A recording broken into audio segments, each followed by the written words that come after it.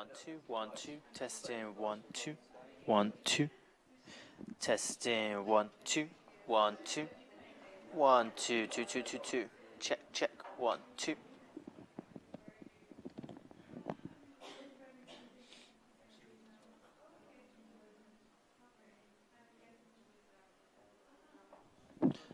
1 2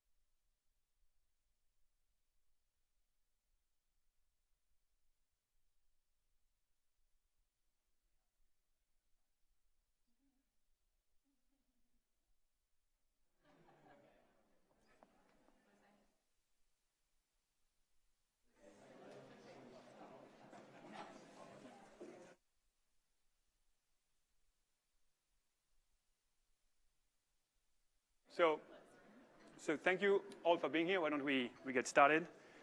We were all reminded that we should say good morning, so good morning. I'm very, very happy to be here and to be talking to you today. So far, we've been talking a lot about kind of technology, kind of the implicit assumption being that citizens knew what was going on, they knew the type of things they could act on, and they could basically also use this information in election to decide who to vote for. And what we're going to be talking about now is kind of taking a little bit of a step back and realizing that in a lot of contexts, the information that voters have is far from being perfect. And so that's going to create some challenges both around kind of keeping government accountable during like non-election times and also like deciding which candidate to vote for in election. And so we have two great speakers who are going to be talking to us about those things today, and then I'll kind of briefly conclude. So we're going to start with Anjali Budweis, who is kind of a social activist in India who's done a lot of work around the Freedom of Information Act. Basically, this act has been passed 15, 20 years ago? 13 years. 13 years ago. Basically trying to make sure that citizens could kind of request important information from government and act on it. And so she's been active both in trying to push it for this law and making sure the law was being used in the sense of the data that's meant to be available is actually available, and that kind of people can actually act on that. Then we're going to switch gear a little bit and move to the Philippines, where Davey Alba, who's kind of a tech journalist at BuzzFeed, is going to talk to us about the slightly pernicious role that Facebook is playing in the Philippines in terms of kind of distorting the information that voters have and how that could potentially affect the type of policies that are being implemented. And then I'll talk about some of my research in kind of in local elections, trying to inform voters about the platforms of candidates before election. And so we have about an hour, and we'll have plenty of time for discussion, hopefully. So, Anjali, do you want to start?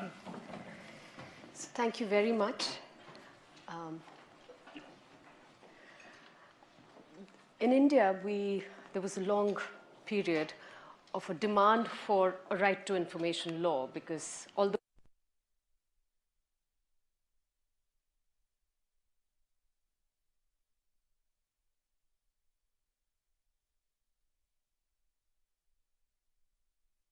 RTI, or the Right to Information Law, and it involved the drafting of the law, involved people from civil society and people across the board participated in the process.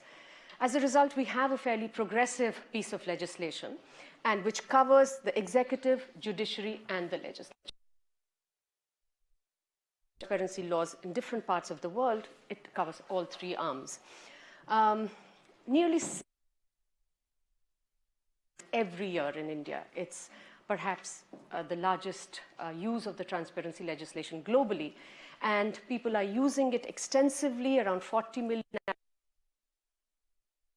the law was passed. But more significantly, the applications are actually being filed by ordinary academia or lawyers.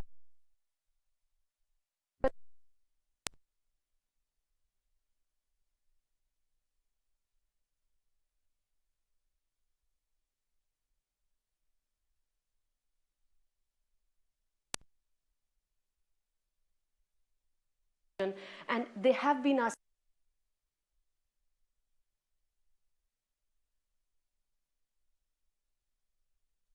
to engage with the government and make sure that they get what they haven't been so far getting. But they have also been using the law, and ordinary citizens have been using the law to hold the highest offices to account as well.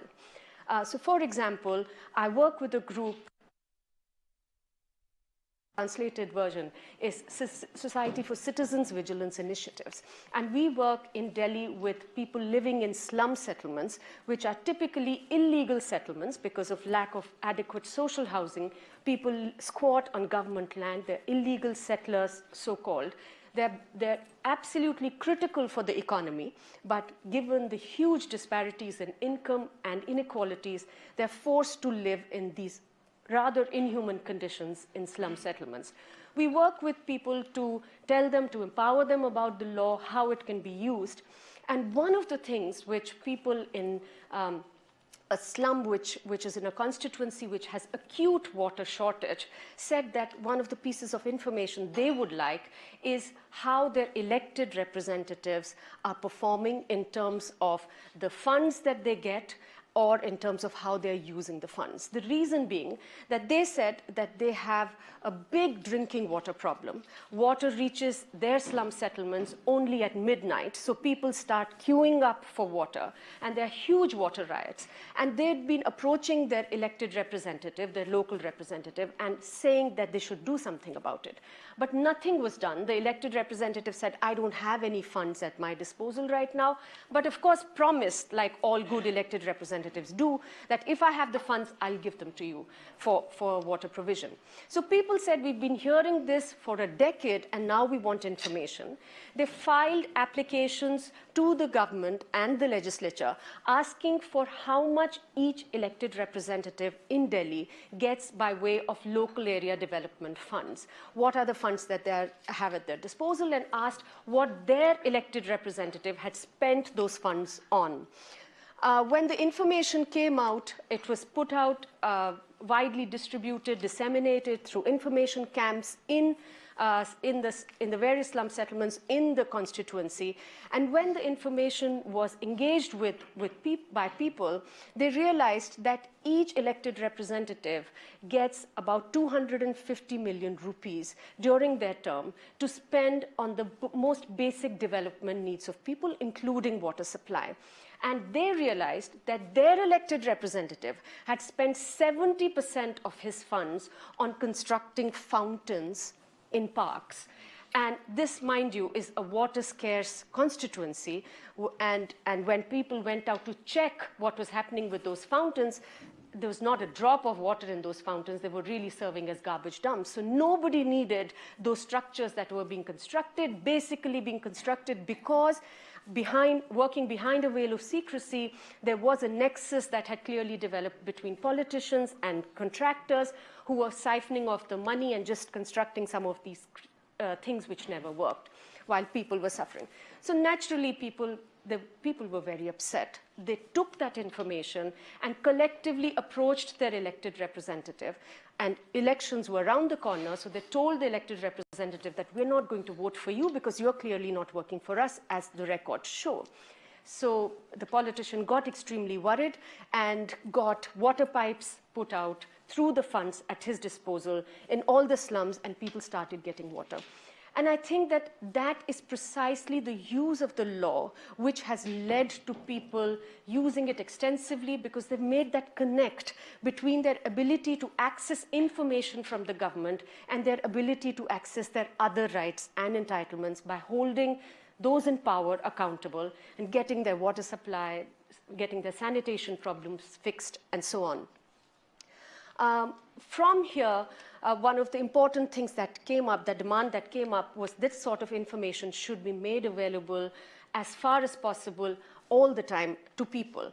Our group works with people to pull out these report cards of elected representatives. I remember when the first set of applications was filed and information started flowing in, we were wondering what is the best way to put out the information. And in a meeting, a woman stood up and she said, well, my child goes to school and gets a report card, so why shouldn't they get a report card on their performance? So that's how report cards started. We've been putting out report cards of elected representatives in collaboration with media houses, with the mainstream media, to put this information out. It's also done in the local language so that people can engage with the information and engage with their elected representatives. And in fact, a lot of times what we hear people say is that earlier it wasn't that there was no engagement, but it was not meaningful, because there was no way that we could challenge any of the claims that they were making. So now that we have information at our disposal, we are able to actually use the information and hold them accountable. So if you notice there, this is a snapshot of their performance.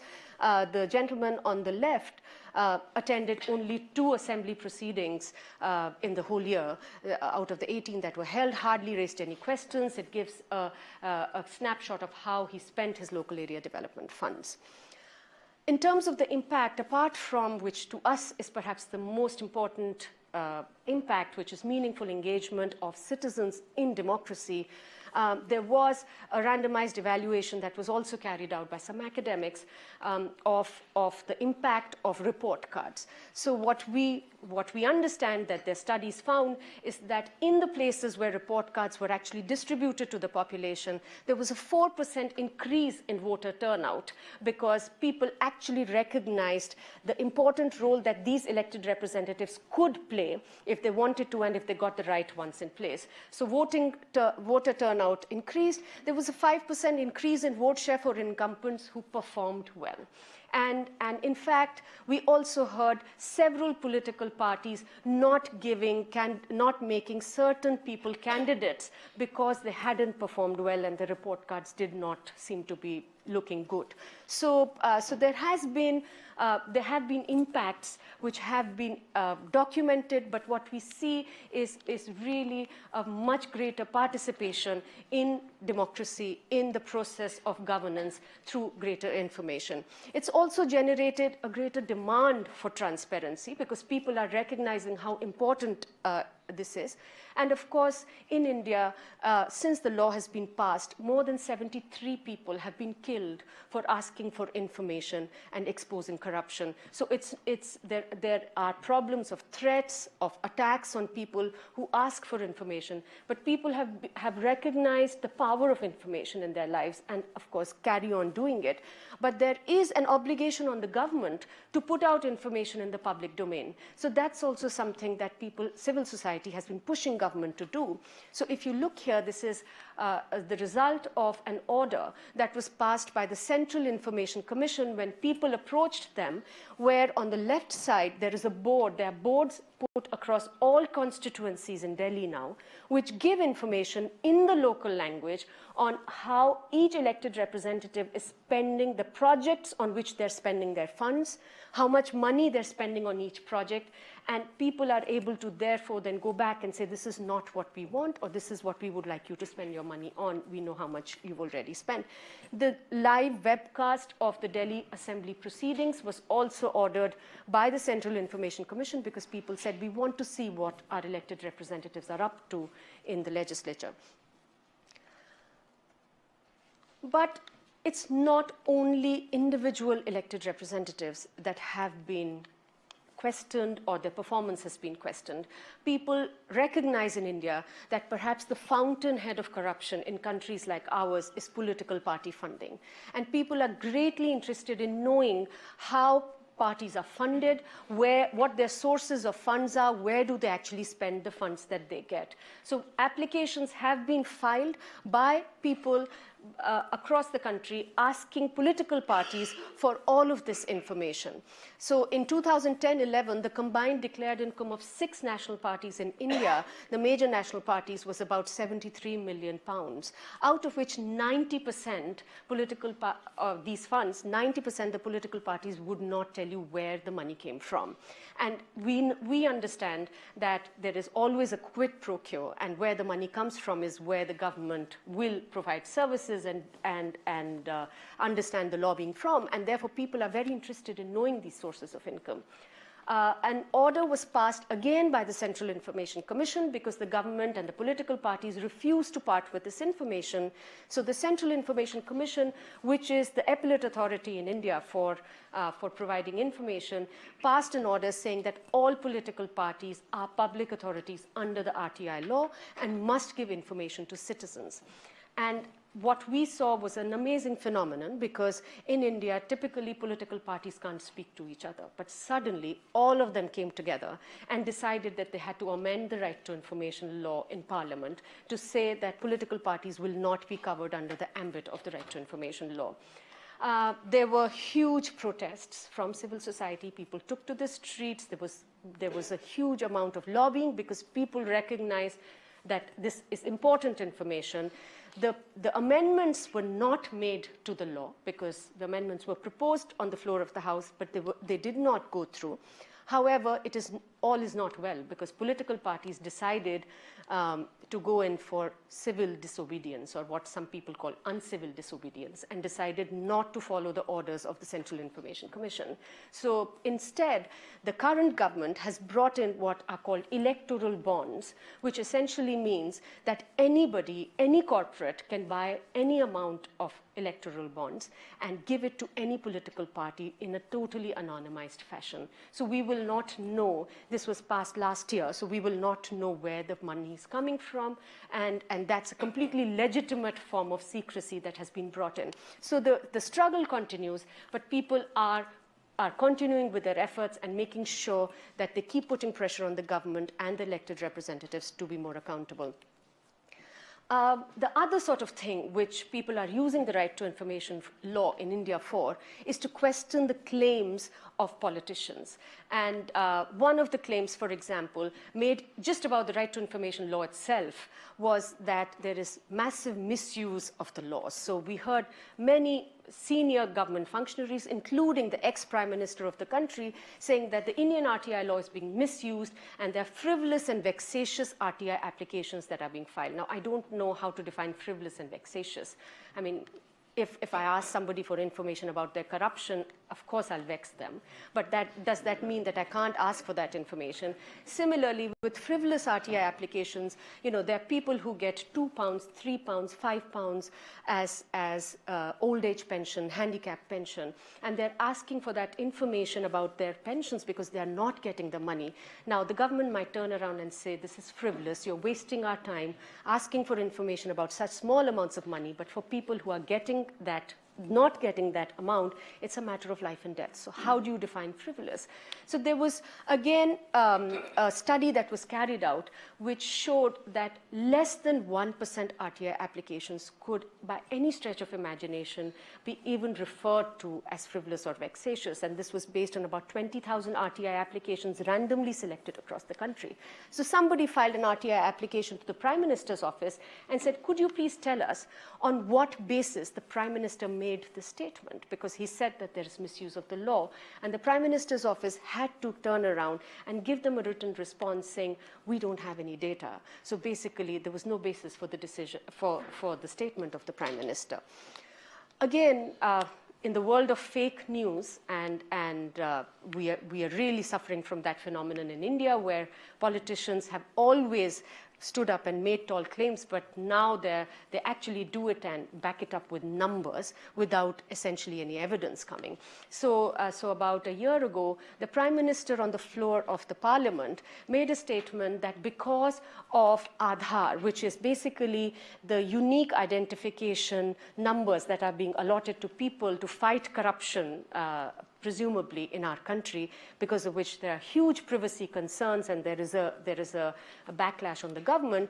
The government has been trying to say that it's very useful to fight corruption. So the Prime Minister on the floor of the Parliament made a statement that because of this technology and Aadhaar, 40 million bogus food security cards, ration cards, were discovered, which led to £1.4 billion being saved because of corruption being stemmed. Now, to those of us who work on issues of food security, who work on with people who need that food security, we know that this is very concerning, because for all the families who have been declared bogus, if they're actually not bogus, they're losing whatever little sustenance that they had. So an RTI application was filed to the Prime Minister's office, again, asking for the state-wise breakup of these ration cards, of these public distribution cards, along with the names of the bogus people who they had discovered. And again, of course, the government was not able to provide any information, and the parliamentary proceedings were changed twice to accommodate different figures, because the government had no figures to back up that this thing with evidence.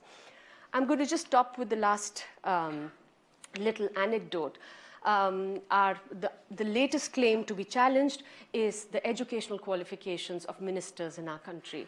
Because one of the things that, for example, the current Prime Minister and a senior cabinet minister have claimed that they have a graduate degree from the Delhi University, people were not quite convinced and therefore decided to file RTI applications to verify that claim. And mind you, there is a Supreme Court order in our country which says that if you lie on your election affidavit, your elections will be declared null and void. So when an RTI application was filed by a concerned citizen, naturally information was denied. When the Information Commission said this information must be provided because there is no reason, it's a public record, it must be provided, the matter is being agitated in court. Many of us are involved in it. But the result, again, is that we have a new set of amendments to the Right to Information law, which are waiting to be taken up in the winter session of Parliament to say that we need to curb the independence of information commissions so they don't actually give out so much information which is not really convenient to the governments. So I think it's an ongoing struggle, but what clearly this has done for people in the country, people who have used this law, is that it's really given them the currency to engage in governance and not just wait for elections to cast their votes and hold the system to account, but between elections to really be able to access information and engage. Thank you. Thank you.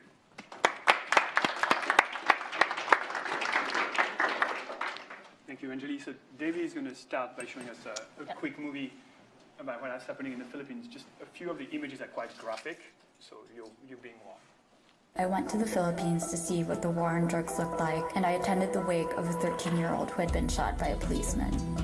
Today, more than 12,000 Filipinos have lost their lives in the drug war, and it's often the poorest Filipinos who are the most vulnerable. The president of the Philippines, Rodrigo Duterte, who's often been called the Trump of the East, has been exploiting Facebook's algorithms to keep his grip on power and provide cover for a bloody war on drugs in the country.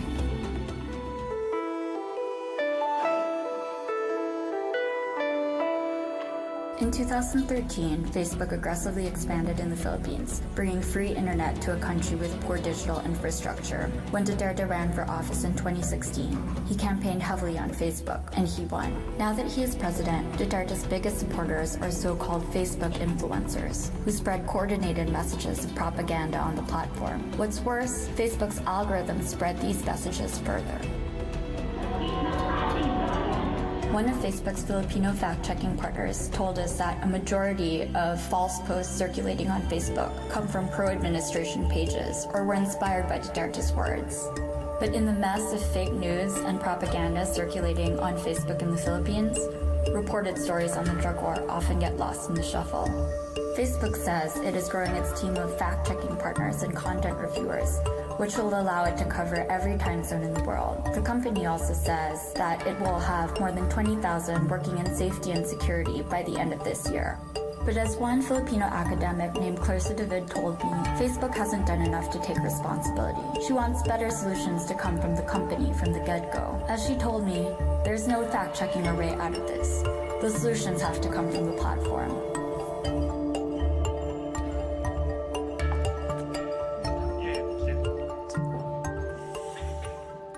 So that's the 12,000-foot level summary of the story that I am going to present today. It's based on an article I wrote back in September on Facebook's impact in the Philippines. So there may be no other country in the world as hyper-connected on Facebook as the Philippines. This has led President Rodrigo Duterte to harness the power of social media to provide cover for human rights abuses in the country. The video we just watched is a good start, but to really understand the stakes, you have to know a little bit more about the political actors in the Philippines and how they've fared because of how Duterte has weaponized Facebook. Here we have Lila De Lima, a senator who is currently She investigated Duterte for his alleged role in vigilante criminal killings, first when he was mayor of Davao in the southern Philippines, and then when he was president of the country. It was around August and September 2016 that fake news about De Lima began to circulate on Facebook. fake news abounded that she'd used government funds to buy a $6 million mansion in New York, that the Queen of England had congratulated the Senate for ousting her, even that she had pole danced for a convict. The worst were crude images of a purported sex tape that involved her and her driver, the person she'd allegedly ordered to collect illicit payments from drug lords in prison on her behalf. President Duterte encouraged these articles, saying things like, De Lima is not only screwing her driver, she's also screwing our nation. De Lima was eventually arrested on drug charges that she still disputes. When BuzzFeed News reached out to Facebook about the fake news circulating on their platform about De Lima, they told us that the links were actually external. They were created on other websites, and they weren't native on Facebook, and that they had been blocked from the platform. But they admitted that these links were blocked after she was arrested. Or take another critic of Duterte, Chief Justice Maria Lourdes Serrano. Last November, nearly 24 pro-Duterte Facebook pages shared the fake news that she had tried to leave the country to escape the impeachment complaint filed against her.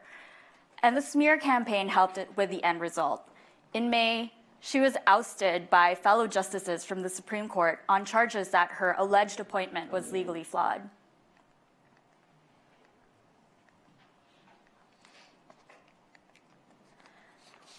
Or take Senator Antonio Trillanes IV, who I wrote about recently.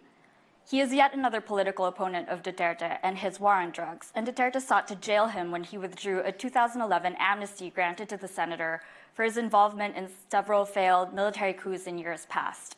Trillanes' fate continues to be argued in the courts, but all the while he's faced extreme harassment on Facebook. The post I found contained more than 100 commenters calling for the senator to be executed. Facebook eventually took down the offending post when we pointed it out, but that was only 2 days after we had published. So how is it that Facebook has become such a vehicle for asserting President Duterte's will? It starts with Facebook's history in the Philippines and how deeply the social network has entrenched itself in Filipinos' lives. In 2013, 1 year after Facebook's IPO, it looked for global growth and found the Philippines to be the perfect proving ground for its ambitions. Its experiment there, called Free Facebook, grew into a project called Internet.org. Today, 69 million Filipinos, or 2/3 of the country, use Facebook. For many in the Philippines, Facebook is the only way to access the internet. And that seems like it is just what Mark Zuckerberg, CEO of Facebook, wants. I interviewed Maria Ressa, the CEO of Rappler, a news website in the Philippines. She recalled an April 2017 meeting with Zuckerberg. She mentioned to Zuckerberg that 97% of Filipinos who had access to the internet also had Facebook accounts. Mark Zuckerberg frowned, Maria Ressa said, and then he asked, what about the other 3%? These conditions, especially the fact that Facebook is completely free to use in the Philippines and many Filipinos are addicted to social media, set the stage for the Philippine presidential elections in 2016.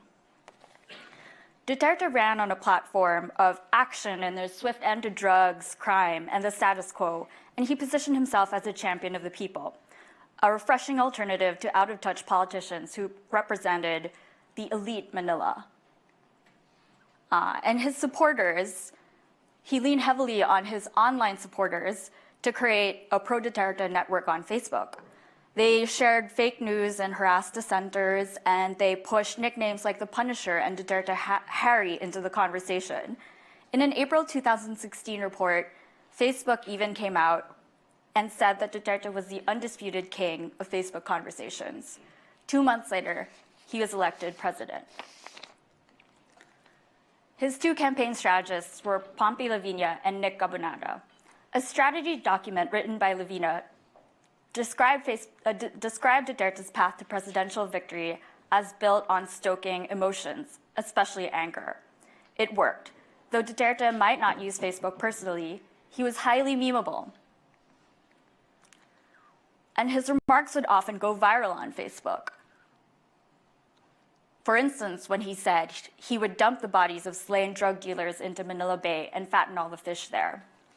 The other campaign manager, Gabonada, meanwhile, said that the realization that the Duterte fans would spread coordinated messages on Facebook because there were no data charges to do so was a light bulb moment for the campaign. Duterte supporters had cropped up all over the world with as many as 10 million overseas Filipino workers working in places like Saudi Arabia, Hong Kong, and the United States. They created a 24/7 pro-Duterte apparatus on Facebook. And now Duterte has been president in the Philippines for over 2 years.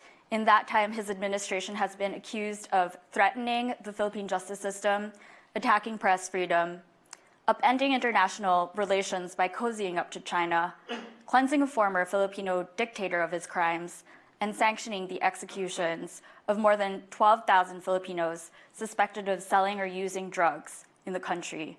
In 2017, Human Rights Watch deemed Duterte's government a human rights calamity. Clarissa David, a Filipino academic I spoke with, pointed out that the Philippine elections happened 6 months ahead of the US election, and many of the same tactics were replicated. And now that the election is over, it doesn't mean the problem is over. As she said, the machinery of opinion formation went from a campaign strategy to a state-sponsored one. All this would not have been possible without the so-called Facebook influencers that have hitched themselves to Duterte's star. These influencers include blogger RJ Nieto, former pop singer Mocha Uson, and transgender rights activist Sas Sasat, who collectively have more than 7 million followers.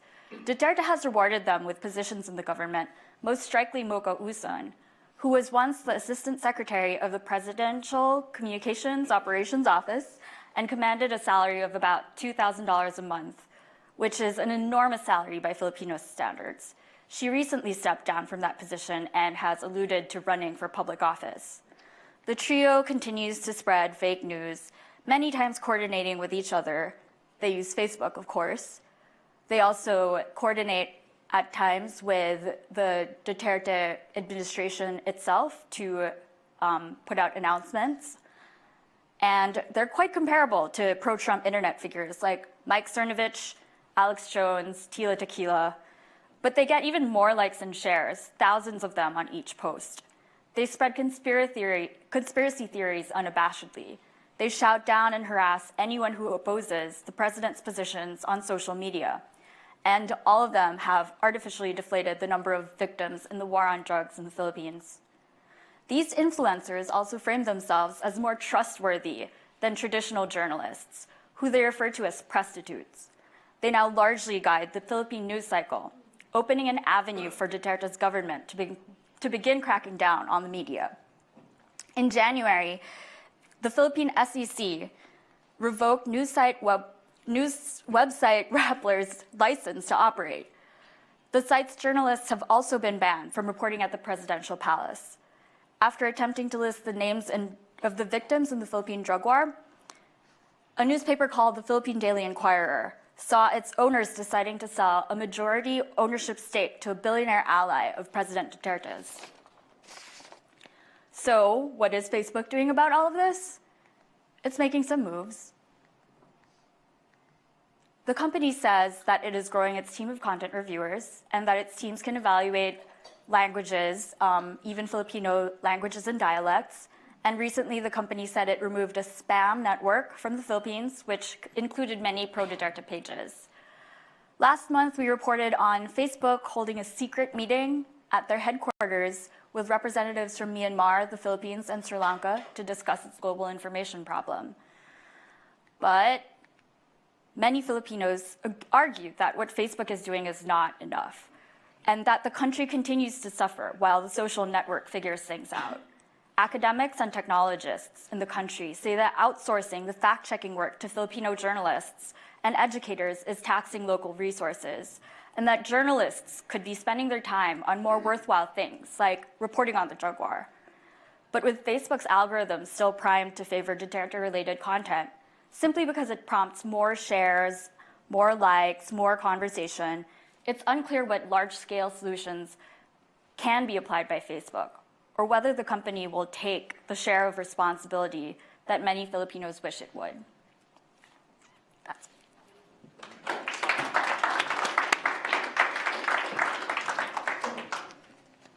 Thank you, Davey. And yeah, sorry for bringing everybody down, but I think it was an important story to hear. And unfortunately, it's a story that's been spreading from countries to countries. I'm going to end by talking, staying in the Philippines, talking about some of my own research, slightly more optimistic in some sense.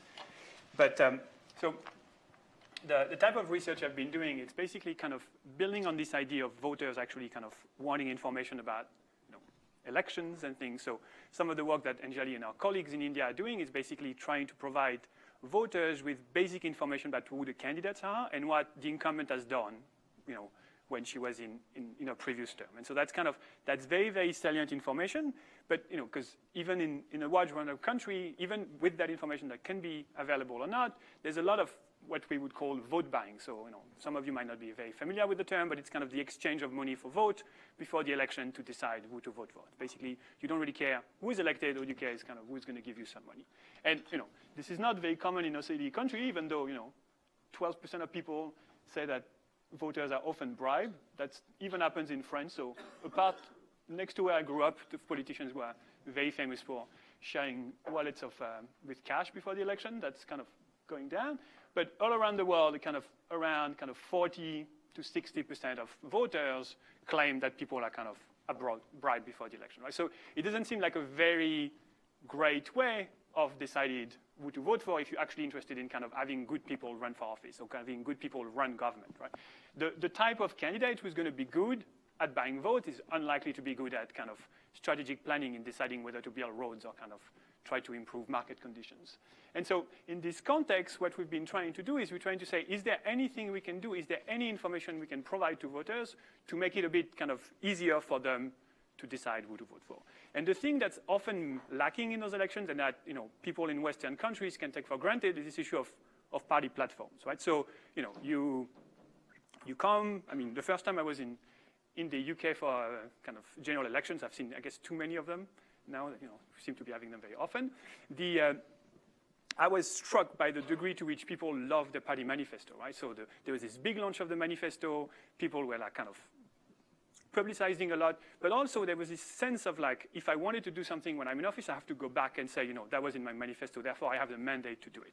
This kind of campaign technology doesn't really exist in a place like the Philippines. And so what we've been doing is working with a local NGO, wait for this, is a mouthful, the Parish Pastoral Council for Responsible Voting. It's a church-based NGO that's been doing kind of voter education campaigns since the 80s, since Marcos was removed from office. And they were kind of also struggling, like, what can we do to help voters make a decision? And so the things we try to do with them is to say, okay, why don't we go and interview candidates and ask them what they're going to do if they're elected? Well, crazy idea. And so the way we did this is we kind of look at kind of very local elections, so municipal elections in the Philippines, which kind of the type of elections that Benjamin was talking about earlier. What this is clearly the center of kind of service delivery. The services that voters care about are going to be delivered by those municipalities, and therefore who is in office is going to be quite important. And what we do is we go and interview the candidates and say, if you're elected, you're going to get this budget from the central government, this kind of fiscal transfers come down. How are you going to spend this money? Tell us, are you going to spend 10% on health? Are you going to spend 10% education? Are you going to spend 20% helping poor farmers? And we collected that information. The way we collected that information is actually quite kind of interesting. Asking those candidates about percentages was actually quite challenging. They don't really think in percentages. So what we did is we would go and talk to them and give them like 21 peso coin. To give you a sense, 1 peso coin is 2 US cents. And they just had to put them across kind of those 10 sectors we were trying to get information on. And the thing that was kind of, they would often take a bit of time, think about what they wanted to do. And my favorite example is this one candidate basically could place the first 19 of those coins, and he couldn't decide what to do with the last one. So he put it in his pocket and left. I never thought of like corruption as some sort of like mental bandwidth problem, but it turns out it is what it is. So what we then do is we go with teams of volunteers from the NGO, and the important thing here is this kind of it is face-to-face interaction between volunteers from the NGO and voters a few days before the election. We print flyers, so the flyers that they'll receive is something that looks like this. This is the outside of the flyer. Basically, so the key thing is the thing that's on the right side here, it's in Ilocano. I don't think anybody speaks Ilocano here. But basically what it says is like, did you know that the mayor, the person running the municipality, makes important decisions about the funds that the municipality has, and this is what the candidates told us. And what the candidates tell us is this information. So it's kind of very basic, easily kind of understandable information that compares what the candidates are telling us, are telling the NGO, that they want to do if they're actually going to be elected. And if you can see here, you know, if you care a lot about kind of helping poor people, you're going to kind of really like Miss Riolta Balbalan. But if you really care about kind of agricultural assistance, you're going to vote for Mr. Cornelio Carta, right? So kind of it's very basic information that allows voters, we hoped, to make better decisions. So we've done these experiments twice now, one in 2013, one in 2016. And the results are kind of very interesting in terms of like informing us about the dynamics of electoral change. So the first time we did this, the first thing that happened, which we were not fully expecting, but you know, this is what researchers do, they're always kind of surprised. By doing this, we implicitly revealed to voters that the incumbent had access to more resources that they had spent. So basically, voters did not know about those resources, and all of a sudden they realized the incumbent had all these resources that were available, and so they were quite disappointed that the incumbent had not done much. So it was kind of, voters were disappointed in the incumbents being quite smart and being, you know, very good at running elections, went around and bought a few more votes, right? So there was an increase in vote buying, and kind of, in the end, the incumbents was not affected at the poll. But the thing that's interesting is if we do this a second time, basically, it's 3 years later, voters are a bit more used to what's going on. Politicians start doing more, having more effort in office. So we see that there's a large increase in the public goods that those municipalities provide between 2013 and 2016. And when we do this again, voters actually start to use this information to make better choices. But not better choices. They seem to make choices that seems more consistent with what they want. So in this case, we actually see the second time that voters who care a lot about health and education are going to vote for candidate Carta, while the other one starts voting for Balbalan. So basically, over a couple of electoral cycles, introducing this new voting technology is a way for voters to kind of start making more informed choices, and we would hope slightly kind of more useful choices to select their candidate. And there's a little wrinkle at the end, which I think is very useful, is what we can also do is we can remind voters of what the incumbent said he was going to do when he ran for office. And this is fully consistent with what you've done in the sense of voters are very happy to reward politicians who did the things they said they were going to do. So there's this idea of like, if you make promises and you deliver on them, voters are actually going to like that, and they're going to kind of vote for you again. And so this is what I had to say, and now we can move around to a few questions.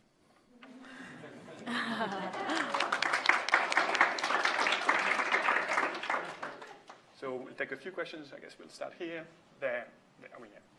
Could you have a mic for there? I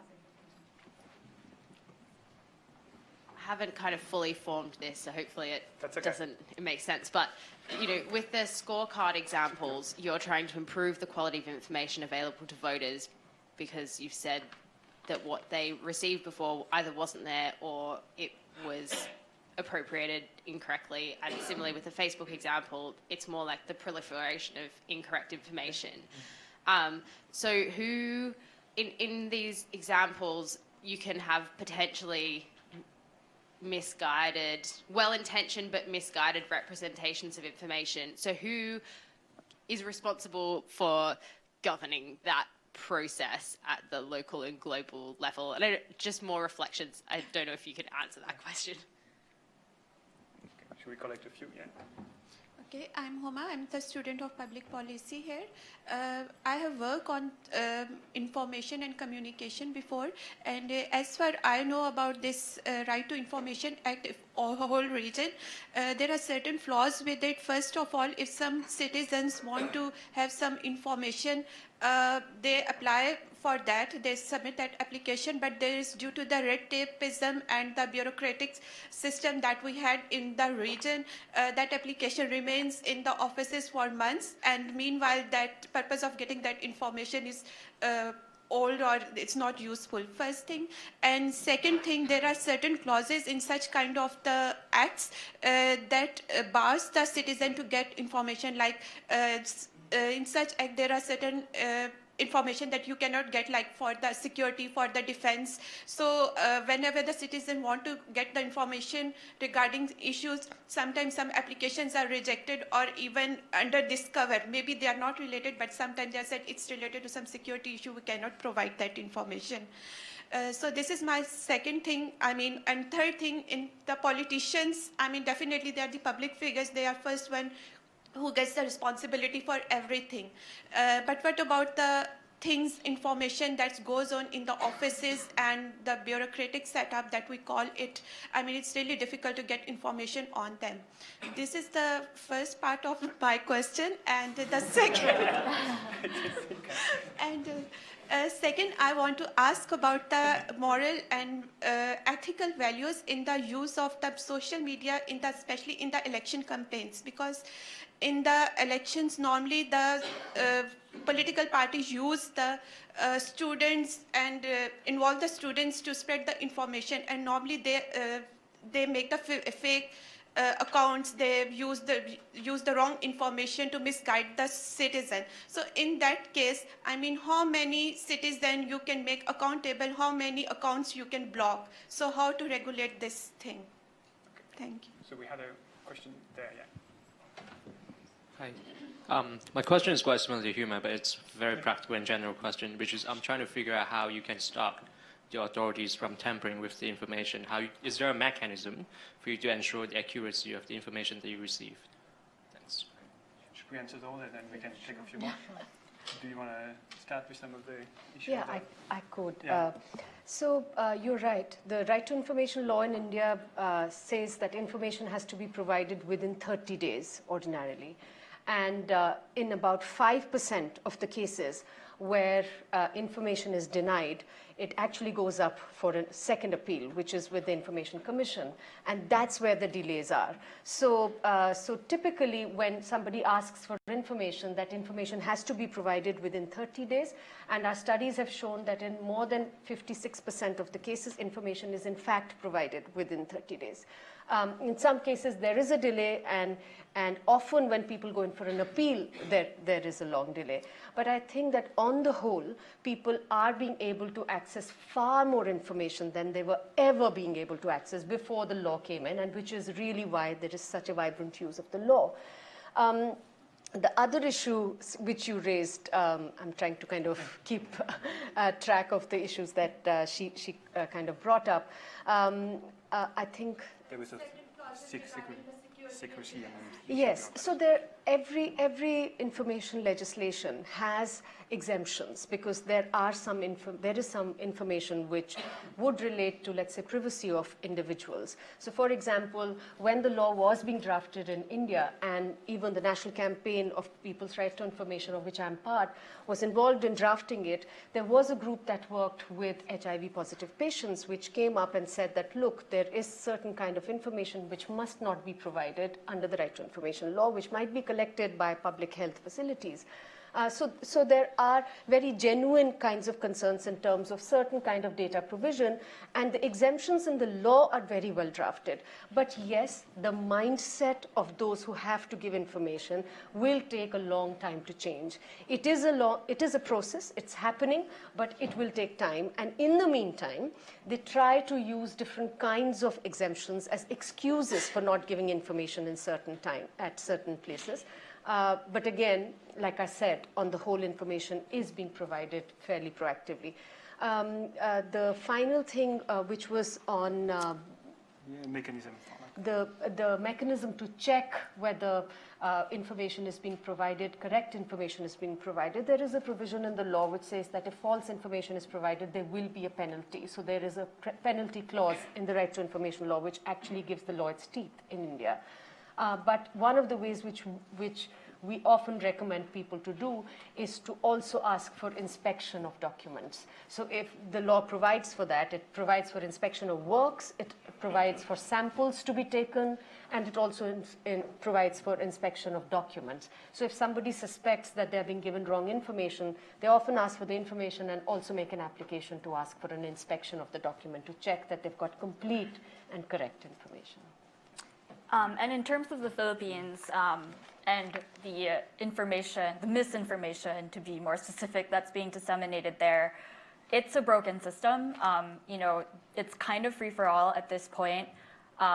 The government actually uses Facebook as one of their main platforms to disseminate announcements, programs, things like that.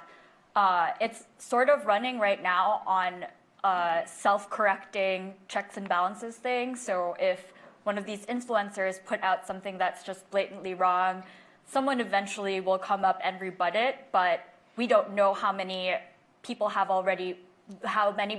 that post has already reached and how many people have seen the rebuttal. So it's sort of a mess right now. And on Facebook's part, I think their failing is really understanding that when you go for scale, which is what they did in the Philippines, they provided Facebook for free to anyone with a smartphone, and that is a very low bar right now. And anytime you log on to Facebook, it's free data. When you do that and have your service at scale, these things are going to follow, and they didn't think about the consequences of that. So what I think they need to do is to educate themselves on the context in the Philippines and like really pour resources there into that country rather than just like fact-checking the problems and outsourcing them to the Philippines, to Filipino journalists and educators. Yeah, I mean. Just to answer your question on the sources. So in our case, I think the information was truthful. Voters perceived the information as being trustworthy in some sense because it came from this NGO that's kind of like that's very, very well known and people trust it. And it's also, you know, 95% of members of the NGO are priests. So, you know, in a country like the Philippines, this really helps matters. The question is how do you then scale this up at a higher level?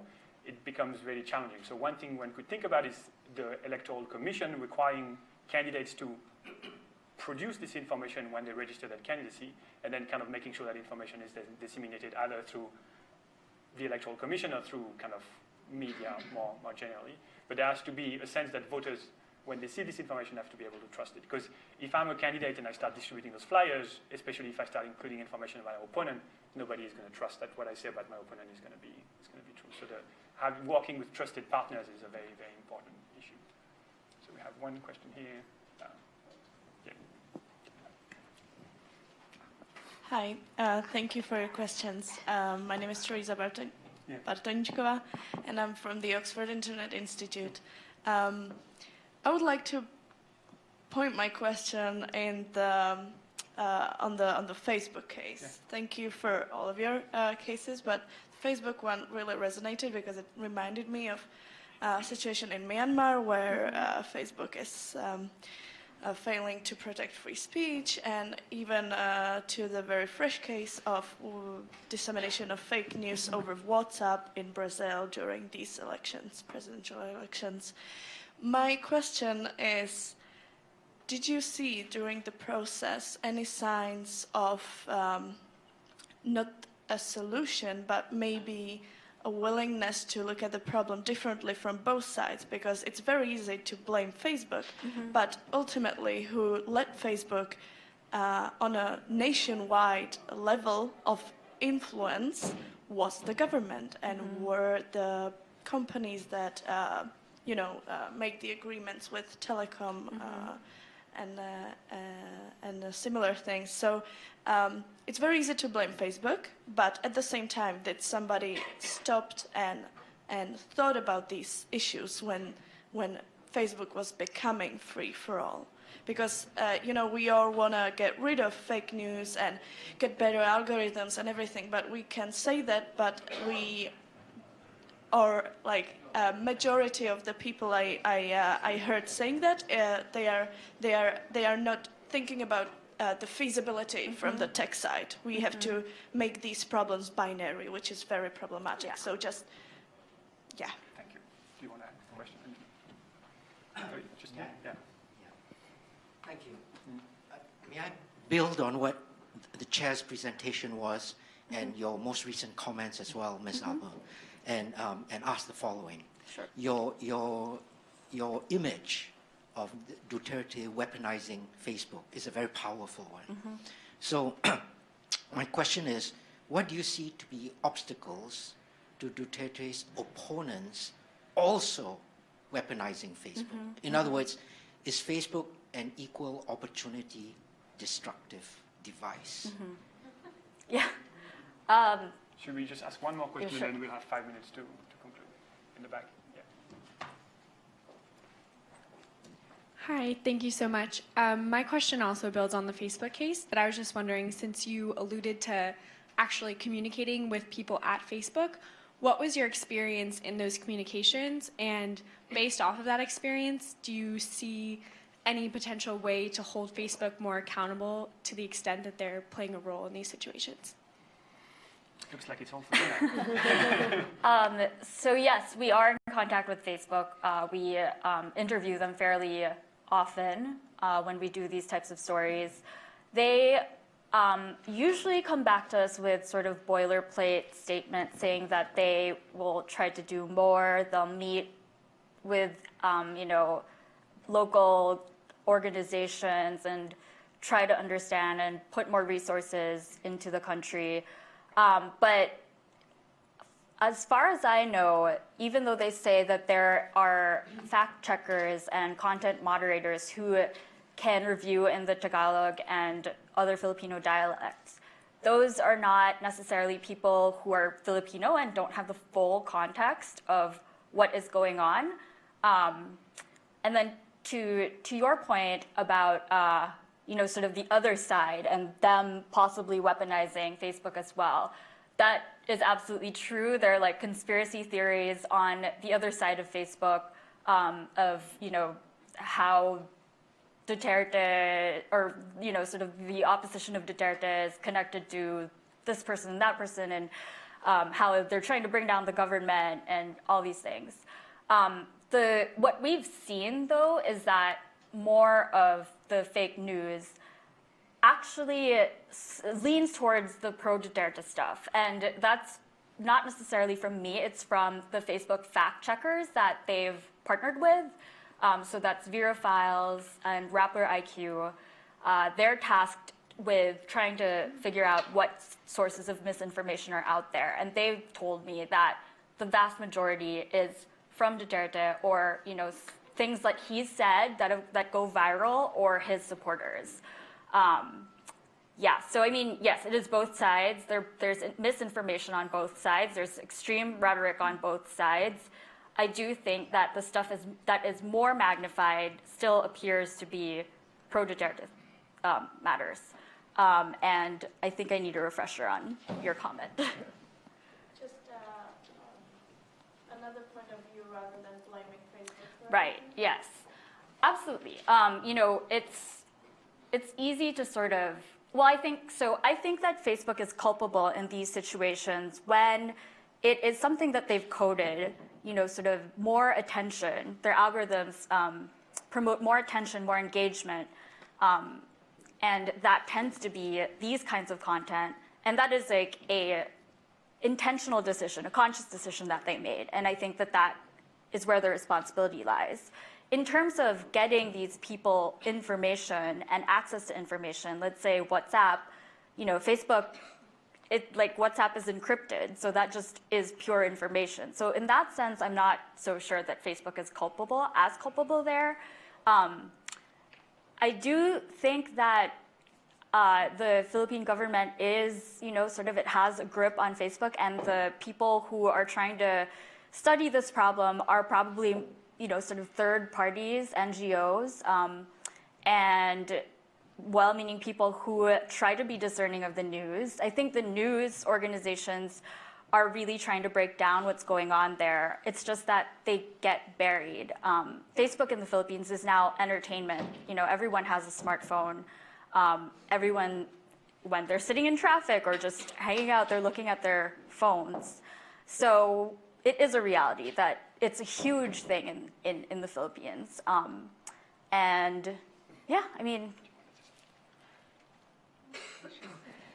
I think, some of the things that are happening in terms of misinformation and even using the social media, social media is just another platform by which misinformation campaigns are being run. And this is something that has been happening historically. Right. So in fact, one of the reasons why we started doing our work on political accountability and why people were interested was because every time there would be elections, people living in slum settlements would be told that your slums are going to be demolished. And they would just stop coming for any meetings, doing things, and after the elections, life would go on as usual. So somebody filed an application saying, can you please tell me the list of slums that are to be demolished? And they realized that none of the slums was on that list. And they realized that it was basically a misinformation campaign by the candidates and their supporters to say, well, your slums will be demolished unless you vote for us. And people said, well, we don't get any information from them once they come to power on what they're doing, and there are these rumor campaigns that are in fact being run. And and that's what really prompted them to say, we want to file applications to actually find out about their performance, what they're doing, and we want to hold them accountable.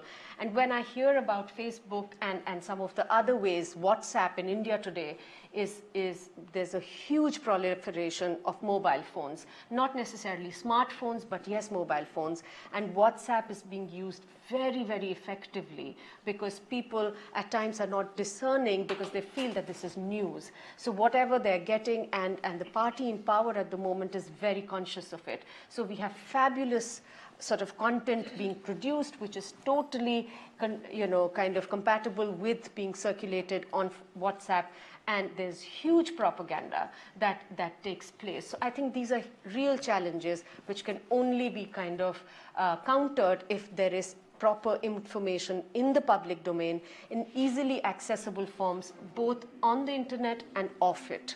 I think to the point of, sort of your work, being digitally literate and having correct information, educating people on what kind of information is good, that's something that is divorced from, Facebook, and it's just sort of in the system itself. And that's something that we need to address, and that's more about, government and organizations that support that kind of effort. So that's one avenue to help the problem, I think. That's great. And just to come back to your question before I conclude, I think one of the issues as well is in the Philippines, my understanding is the pro-Duterte side is much more aggressive as well. So the few activists that are known, let's say, for keeping track of the number of people getting killed, their Facebook accounts are constantly being hacked, right? So there's basically this idea that like if you try to be too vocal in one sense, you're going to be shut down by the other side. And I think kind of people then, in this context where a lot of people are getting killed, kind of people take a step back and say, maybe I'm not going to be as vocal because I don't want to face those threats. But kind of as we conclude, I think in a sense, it's very important.